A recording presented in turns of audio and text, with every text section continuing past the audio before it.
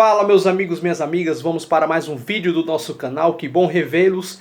E hoje eu vou falar de uma seleção que já foi forte no passado e que hoje é esquecida no futebol mundial, que é a seleção da Hungria. Mas eu vou falar esse vídeo só depois da nossa vinheta. Vamos lá!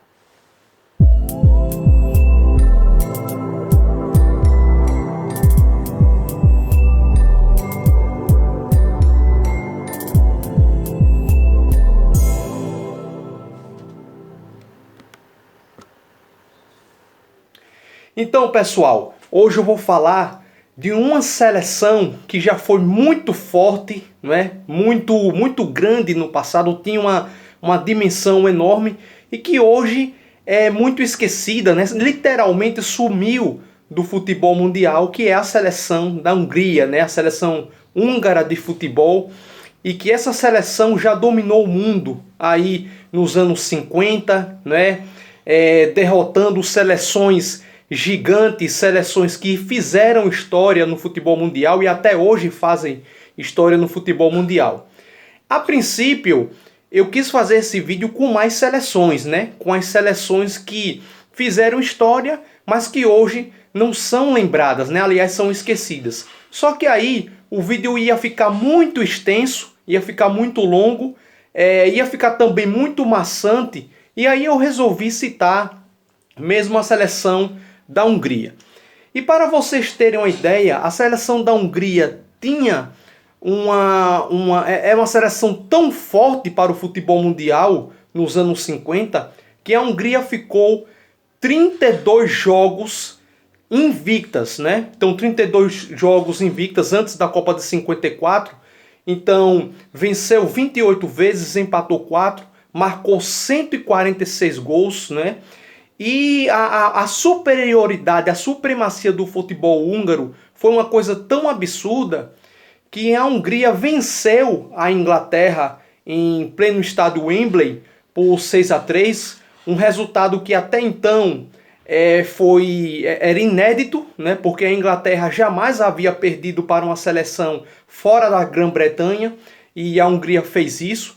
E a Hungria, antes da Copa de 54, né, nos preparativos aí da Copa 54, foi campeã olímpica, né, venceu a disputa, né, nas Olimpíadas de Helsinki, e tinha um time muito forte, né? Então aqui vou citar alguns jogadores, por exemplo, Zakaria, Lando, Groxis, Koskis, Idigulti. E o maior deles, né, o maior jogador de todos os tempos, estava também na lista dos 100 maiores jogadores de todos os tempos em 2004, que é o Ferenc Puskás.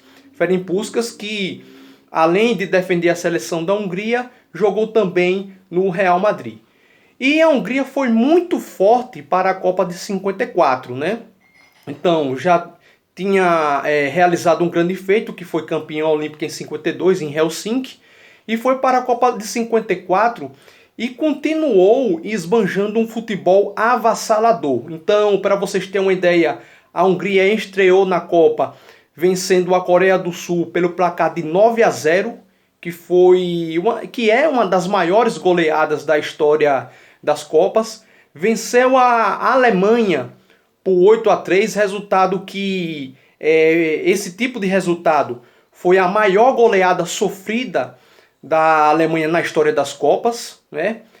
E nas quartas de final a Hungria venceu o Brasil, um jogo muito violento, um jogo que teve 3 expulsões, um jogo que ficou conhecido como a Batalha de Berna. E apesar do placar ser para a época teoricamente apertado, mas a Hungria conseguiu vencer o Brasil por 4-2, né? E a Hungria foi para a semifinal contra o Uruguai, e a Hungria repetiu o mesmo resultado, né? Venceu os uruguaios também por 4-2, o Uruguai, que naquela época ainda tinha uma seleção muito forte. O Uruguai defendia o título mundial de 1950, quando derrotou o Brasil em pleno Maracanã, né? Todos nós já sabemos disso. E o Uruguai, junto com a Itália, eram os times que até então tinha mais títulos mundiais, dois títulos cada. E a Hungria, ela se classificou, venceu o Uruguai por 4-2 e foi para a final contra a Alemanha.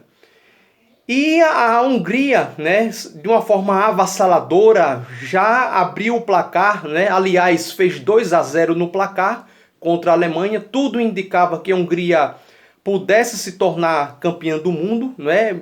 Já que a Hungria durante anos estava invicta, né? Era uma seleção muito forte, mas de uma forma surpreendente a Alemanha conseguiu virar o jogo e a Alemanha conseguiu conquistar o primeiro título mundial, que foi na Copa de 54.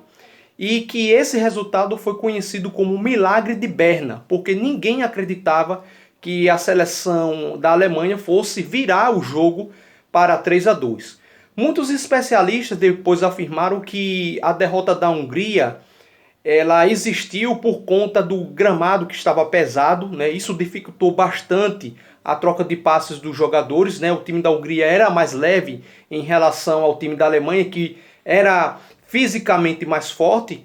E a Hungria, ela de novo, né, foi vice-campeã do mundo, já havia sido vice-campeã em 34, quando perdeu para a Itália, né? Que foi, aliás, o primeiro título mundial da Itália, que voltou a vencer em 38. E a Hungria entrou para a história, né? Entrou para a história como um dos maiores esquadrões do futebol mundial. Só que depois da Copa de 54, muitos jogadores da seleção húngara pediram aposentadoria. A Hungria, em 56, foi iniciada aí a Revolução Russa, né? Porque a Hungria foi tomada pelo exército soviético. Muitos jogadores se desintegraram, né? A equipe se desmembrou e a Hungria durante alguns anos teve muita dificuldade na renovação de jogadores. Então ela disputou ainda as Copas de 62, 66, mas não repetiu mais aquele resultado brilhante que foi na Copa de 54. E para vocês terem uma ideia, outro fato curioso é que anos mais tarde, em 82, a Hungria voltou a disputar a Copa do Mundo e a Hungria é dona da maior goleada da história das Copas. A Hungria venceu o time do El Salvador por 10-1, pelo placar do 10-1, e estabeleceu a maior goleada da história das Copas. E a Hungria voltou a disputar a Copa do Mundo, que foi em 86, que aliás foi a última Copa da seleção da Hungria. Então, depois de 86, a Hungria não se destacou mais no futebol mundial. É verdade que a Hungria chegou a participar das Olimpíadas de 96, no mesmo grupo do Brasil, né?